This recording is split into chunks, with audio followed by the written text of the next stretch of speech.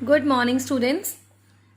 In last video, we will discuss about the modern approach in accounts form like asset account, liability account, capital account, revenue account, loss and expense account. Right?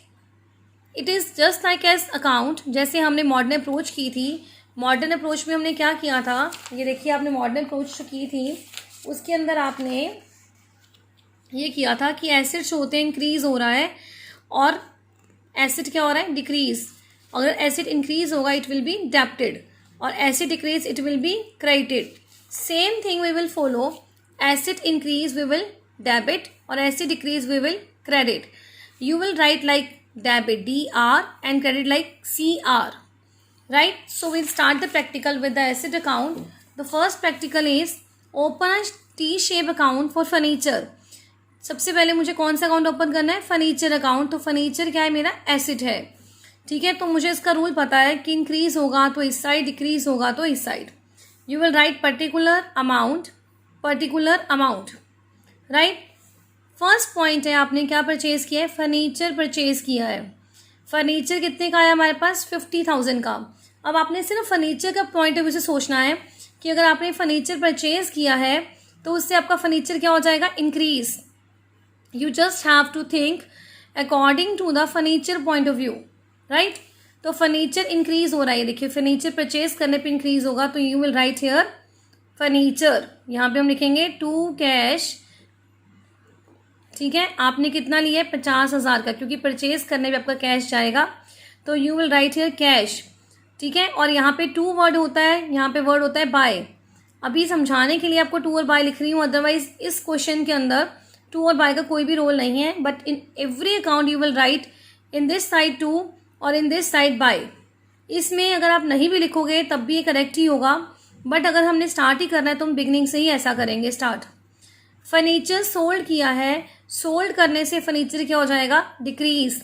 इसको लिखेंगे by cash. यहाँ पे मेरा क्या हुआ है? Cell किया है तो मेरी 10,000 अमाउंट क्या हो जाएगी? Decrease.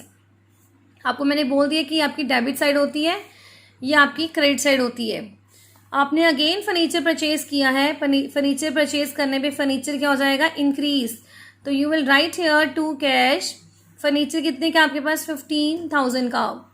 Old furniture discarded. Discarded का मतलब है मैंने सेल कर दिया है, उसको डिस्कार्ड कर दिया है, उसको जैसे कबाड़ी को बेच दिया है.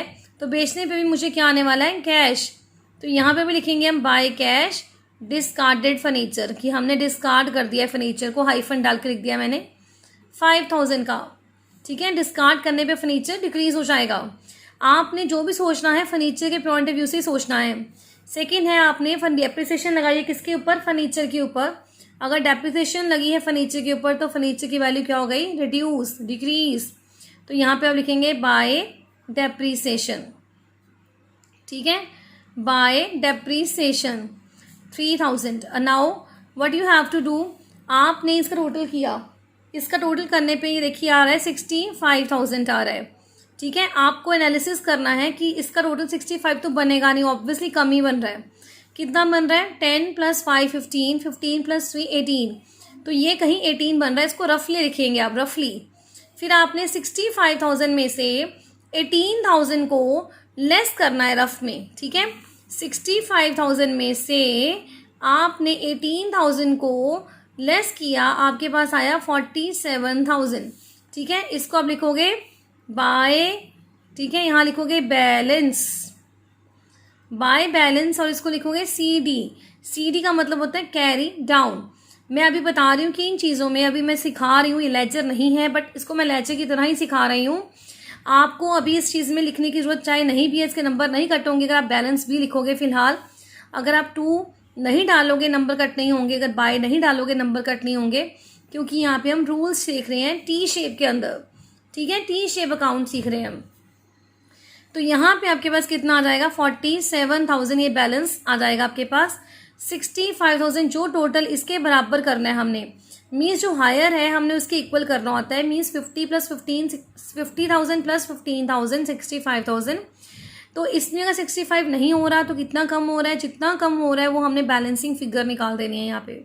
ठीक है, इसको एक बार और हम किसी और फॉर्म में करेंगे ताकि हमें और क्लैरिटी हो. So look at here, the next है example number 10 from your book. From the following particulars prepare करना है मुझे, डी बुद्धि राजा का अकाउंट बनाना है मुझे। प्रोप्राइटर है, प्रोप्राइटर का मतलब हो गया कैपिटल अकाउंट बनाना है मुझे। और कैपिटल अकाउंट का रूल देखिए आप यहाँ पे क्या कह रहा है।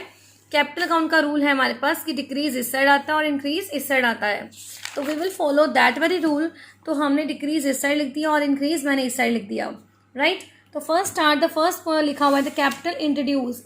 आप कैपिटल इंट्रोड्यूस कर रहे हो, इंक्रीज हो जाएगी उससे कैपिटल, तो यहाँ लिखेंगे बाय कैश।